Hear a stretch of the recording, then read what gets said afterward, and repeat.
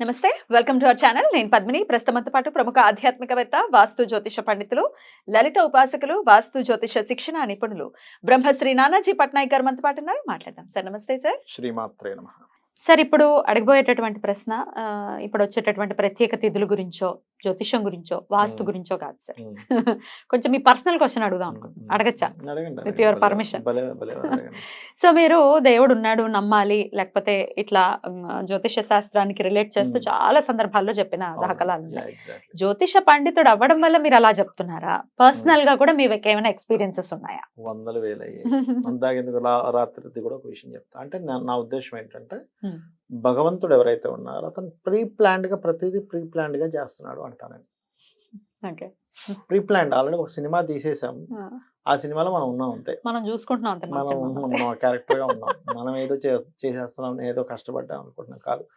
భగవంతుడు అనుగ్రహం వల్ల మనం ముందుకు వెళ్ళగలుగుతున్నాం. ఎలా అంటే నేను మీకు ఒక విషయం చెప్తాను చూడండి. రాత్రి నేను వైజాగ్ నుంచి ఇక్కడికి వచ్చాను, నైట్ ఈవినింగ్ బస్ ఎక్కి ఇక్కడికి వచ్చాను. నాకు సరిగ్గా 9:30 ఆ టైంలో నిద్రపోయాను. ఇంకా ఇప్పుడు 10:30కి నాకు తెలిసిన వాళ్ళు ఒకరు ఫోన్ చేశారు. కబుక్కుమని ఫోన్ చేస్తే, అయ్యో ఏంటంటే నిద్రపోయారంటే, అయ్యో అవునండి నిద్రపోయాను, బస్సులో ఉన్నాను అని అన్నాను. నాకు అసలు సెకండ్స్లో నిద్ర వచ్చేస్తుందమ్మా. నాకు అసలు ఎంత ఫాస్ట్గా నిద్ర వస్తుందంటే, ఈ క్షణం ఇక్కడ పడుకోండి అంటే ఇలా నిద్రపోతాను, స్పాట్లో నిద్ర వెళ్ళిపోతాను. నిద్ర రాదు నాకు, అంత ప్రశాంతంగా ఉంటుంది నాకు మైండ్ ఎప్పుడు కూడా. అయితే వాళ్ళు ఫోన్ చేశారు, అవునండి అన్నాను. ఒక 2 minutes మాట్లాడి పెట్టేసిన తర్వాత ఇంక తెలివి వచ్చేసింది కదా. బస్సు ఆగింది అక్కడే, సమ్ ఫుడ్ కోసం దేనికోసం ఆపాడు అక్కడ. అరే 10:30 అయింది, సరే ఆపాడు కదా, కిందకి వెళ్ళి ఒకసారి అట్లా వెళ్ళేసి వద్దాంలే అని కిందకి వెళ్ళాక, నేను న్యాచురల్గా నైట్ టైం తినను, మార్నింగ్ మధ్యాహ్నమే తింటాం. నైట్ టైం మరీ అంటే ఒక ఫ్రూట్ తీసుకుంటాను, అంత తీసుకోను. ఫ్రూట్స్ ఏమైనా ఉన్నాయేమో చూడడానికి వెళ్ళాం, ఏమీ లేవు. కానీ ఎక్కడో చిన్న ఆకలేస్తుంది. సరే ఒక పని చేద్దాము, ఒక టీ తీసుకొని బిస్కెట్ ప్యాకెట్ ఒకటి కొనుక్కున్నాను. మేరీ బిస్కెట్ ప్యాకెట్ ఇంత ఉంది, తీసుకొని 4 బిస్కెట్లు తిన్నాక చాలా అనిపించింది. చూస్తే ఒక కుక్క ఫుడ్ కోసం వెతుకుతుంది. అది ఎన్ని రోజుల నుంచో ఫుడ్ లేనట్టు ఉందో ఏదో, మొత్తం మీద నాకు అర్థం కాలేదు. అది ఒక రకమైన దీనస్థితిలో ఉంది. దానికి వెళ్ళి బిస్కెట్స్ అన్నీ వేసేసాక నాకు అప్పుడు అనిపించింది, ఈ కుక్కకి బిస్కెట్ వేయడానికి దేవుడి యొక్క ప్రణాళిక వాళ్ళతో ఫోన్ చేయించాడు అనిపించింది. మిమ్మల్ని నిద్ర లేపుతాడు. ఆ కుక్క యొక్క ఆకలిని కూడా భగవంతుడు వింటాడు. లేకపోతే వాళ్ళు ఎందుకు ఫోన్ చేయాలి? నేను ఎందుకు నిద్ర లేవాలి? సార్ నిద్ర లేచిన వెంటనే పడుకోవచ్చు కదా. నిద్ర లేచిన లేకుండా మళ్ళీ కిందకి వెళ్ళా, బస్సు ఆగుంది కదా, అక్కడికి వెళ్ళి చూసా.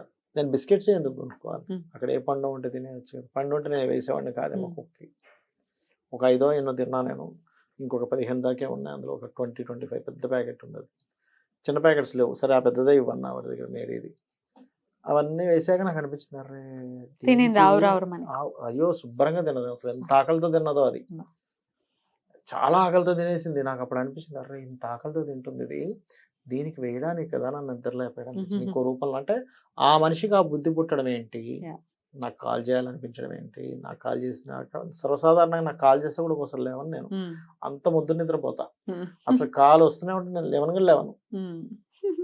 అంత ముద్దు నిద్ర వస్తుంది నాకు. అట్లాంటి నిద్ర లేచా, ఏంటండి అంటే, అవునండి బస్సులో ఉన్నాను, వెళ్తున్నాను, చెప్పండి అన్న. ఏదో అడిగారు, చెప్పేసా. తెలివి వచ్చేసింది ఇంకా నాకు. బస్సు ఆగింది ఏంటి అని చూస్తే ఇది పరిస్థితి.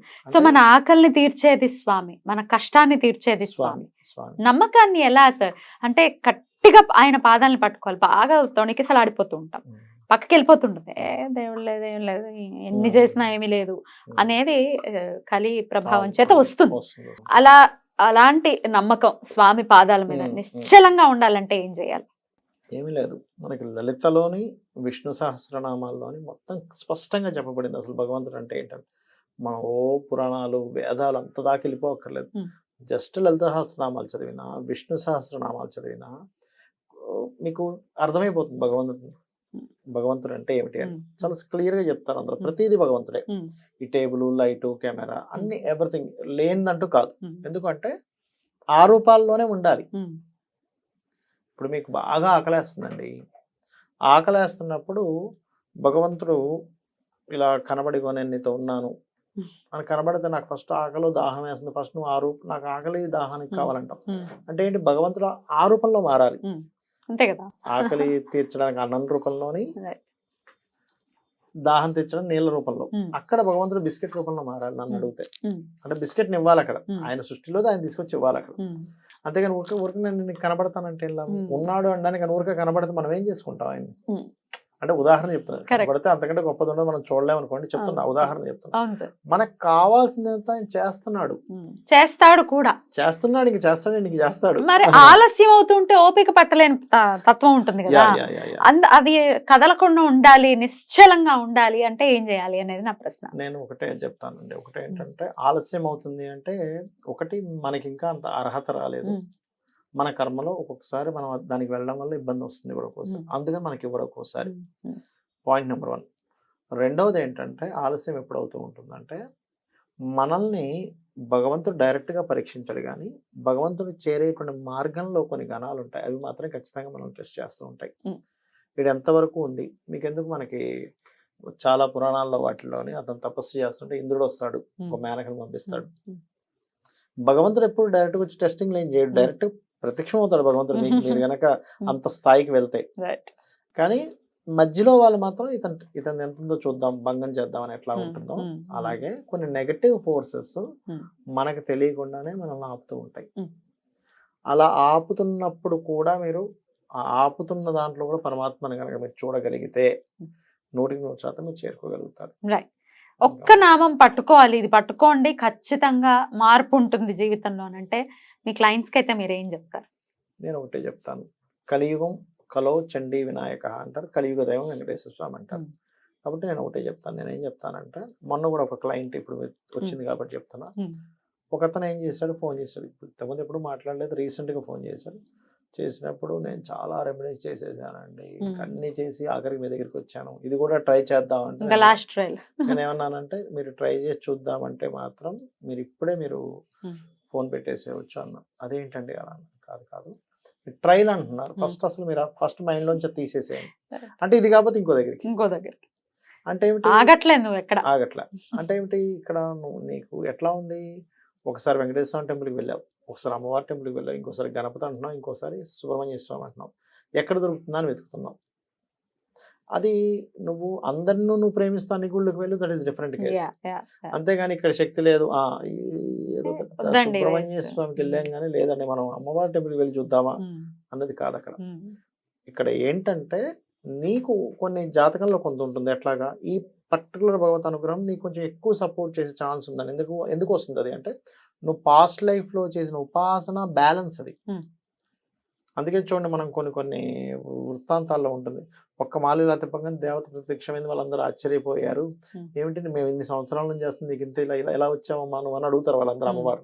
లేదురా వాడు పోయిన జన్మలో ఆల్రెడీ చేశాడు, కొంచెం ఇంకా చేస్తే నేను రావాల్సింది, వాడి జన్మ అయిపోయింది అక్కడికి, అది మిగిలింది ఇక్కడ బ్యాలెన్స్ వచ్చింది అంటారు.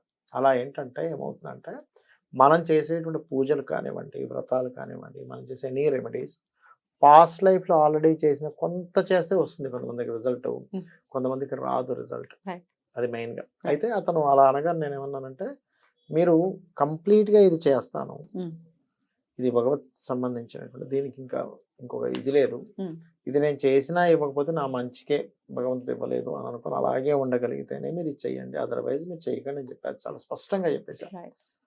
అప్పుడు అతను లేదు సార్ నేను చేస్తాను కానీ అదే చూస్తున్నాను అంటాడు. అలా కాదు బాబు నువ్వు ఇలా చెయ్యి అంటే మేము ఏమవుతుందంటే మన సబ్ కాన్షియస్ మైండ్కి ఒక విషయాన్ని చెప్తున్నాం, చెప్పినప్పుడు అదేం చేస్తుందంటే మీరు ఎంత పర్ఫెక్ట్గా చెప్తున్నారని తీసుకుంటుంది. నేను ఇది చేస్తున్నాను, అమ్మవారి పాదాలు పట్టుకున్నాను, నాకు అవుతుంది, నాకు అమ్మే చూసుకుంటుంది, నమ్మకం ఉంచాలి. అంటే అది ఎలా ఉంటుందంటే చంటి పిల్లవాడు ఒళ్ళో పిల్లవాడు ఉంటారు చూసారా, ఆ పిల్లవాడు నాకు అమ్మ పొద్దున్నే లేచిన తర్వాత బ్రష్ చేయిస్తుందో లేదో, స్నానం పెడుతుందో లేదో, పాలు పెడుతుందో లేదో అని అనుకుంటాడు. అసలు అనుకుంటే ఎంత నవ్వుకుంటాం, ఎంత హాస్యాస్పదంగా ఉంటుంది. అంతే కదా, తీరు కూడా అలాంటిదే. మనం కూడా ఏంటంటే ఈ విశ్వం, ఈ ప్రకృతి అనేటువంటి అమ్మవారి ఒళ్ళో మనం ఉన్నాము, అమ్మవారు ఉందా లేదా, అమ్మ ఉందా లేదా, ఇది నిజంగా అవుతుందా లేదా, కష్టం తీరుస్తుందా లేదా, ఇలాంటివన్నీ అనుకుంటున్నాం. మన పని మనం చేసుకుంటూ కష్టపడుతూ చక్కగా మన ధర్మం మనం చేసుకుంటూ అమ్మవారి పాదాలు పట్టుకుంటూ వెళ్తే అమ్మవారే మొత్తం చూసుకుంటుంది, సమస్య లేదు. ఇంకా అందులో సెకండ్ థాట్ అనేది లేదు. ఈ వేదం ఒకటే మాట చెప్తుంది, మీకు రెండోది ఏదో ఉంది అన్నప్పుడు భయం మొదలవుతుంది. రైట్ బాబు రెండోది ఏం లేదు, ప్రశాంతంగా ఉండండి. ఒకటే. కొన్ని వీడియోస్ సార్ యూట్యూబ్ లో కదిలించేస్తూ ఉంటాయి. ఒక పెద్ద ఆవిడ, ఒక చిన్న చెప్పచ్చా, ఒక పెద్ద ఆవిడ మొత్తం ఒక 20 మంది వరకు ఉన్నారు. ఆవిడ సంతానం, అంటే సంతానం ఒక కొంతమంది ఉంటే మనవలు, ముని మనవలు అందరూ వదిలేశారు. ఎవరు లేరు, ఒక్కతే ఉంటుంది. ఒక్కతే ఉంటుంది. భర్త కూడా చనిపోతే ఒక చిన్న ఇంట్లో ఉంటుంది. ఆవిడ ఎవరో ఇంటర్వ్యూ చేస్తూ ఉంటే చూసాను అనమాట. ఆవిడ ఎంత ఇన్స్పైర్ చేసిందంటే, ఏమీ లేకపోయినా ఆవిడ చేసే డైలీ రొటీన్ ఏంటంటే డైలీ భగవత్ ఆరాధన చేస్తాం. నన్ను ఇంత దూరం చేసావు, నేను నీకు పూజ చేయడం ఏంటి అన్న మాట ఆవిడ నోట్లో నుంచి రాలా. ప్రతిరోజు ఆవిడకున్న దాంట్లో ఒక అరటిపండు తీసుకెళ్లి గుడికి వెళ్ళి నైవేద్యం పెట్టి అదే తింటున్నట్ట. ఇది కదా జీవన విధానం అంటే. కష్టం ఇచ్చాడని వదిలేస్తే ఇప్పుడు అసలు చాలా దూరం అయిపోయారంటే ఎలా ఉంటుందంటే, ఒక జర్నీ అండి ఇది. ఈ బస్ అనే జర్నీలో మనతో పాటు వేరే ప్యాసింజర్స్ కూడా ఎక్కారు. ఆ కాసేపు జర్నీ జరిగింది, ఎవరికి వాళ్ళు వెళ్ళిపోతారు అంతే. ఇది అంతే. ఈ జర్నీలో మనతో పాటు ఫ్యామిలీ మెంబర్స్ గా వస్తారు, ఒక జర్నీ జరుగుతుంది, ఎవరికి వాళ్ళు వెళ్ళిపోతారు, వేరే వేరే లైఫ్స్ లోకి వెళ్ళిపోతారు. మనం ఒంటరే, అదే అర్థం చేసుకోగలగాలి. మనం ఒంటరి వాళ్ళమే. మనం ఒంటరి, కానీ మనలో అమ్మవారు ఉన్నారు. భౌతికంగా మాత్రం ఒంటరి వాళ్ళమే, అంతేనా? దాన్ని యాక్సెప్ట్ చేయాలి. నమ్మకాన్ని కోల్పోతుంటే బాధ అనిపిస్తుంది. అరే భగవంతుడి మీద నమ్మకం కోల్పోతే ఇంకేంటి అసలు? ఫస్ట్ ఆఫ్ ఆల్ ఏంటంటే, ఎందుకు నమ్మకం కోల్పోతాడు మనిషి అంటే, దాని మీద ప్రయోగాలు చేస్తూ ఉంటాడండి. అంటే ఇన్నిసార్లు ఇచ్చింది, మరి ఇప్పుడు ఎందుకు ఇవ్వలేదు, అత్యాశ కూడా ఉంటుంది. అత్యాశ ఉంటుంది. ఇన్నిసార్లు నాకు ఫలితం వచ్చింది, ఈసారి మాత్రం నాకు ఎందుకు ఫలితం రాలేదు. అసలు మన శాస్త్రాల్లోనే ఉంది, నువ్వు ఫలితం కోసం చూడద్దు, నువ్వు నీ పని చేసుకుంటూ పో. ఫలితం యొక్క క్యాలిక్యులేషన్స్ నాకు వదిలేయి, నీకు ఎక్కడ ఇవ్వాలో ఎప్పుడు ఇవ్వాలో నాకు తెలుసు, చూసుకుంటా.